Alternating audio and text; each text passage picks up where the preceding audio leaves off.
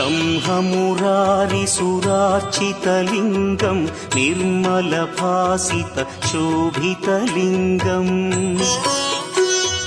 जन्मज दुःखविनाशकलिङ्गं तत्प्रणमामि सदा शिवलिङ्गम्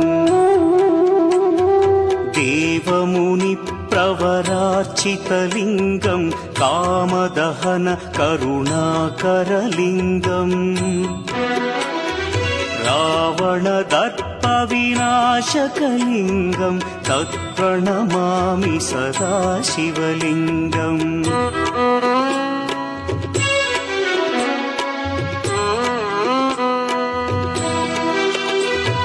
सर्वसुगन्धसुलेपितलिङ्गं बुद्धिविवर्धनकारणलिङ्गं सिद्धसुर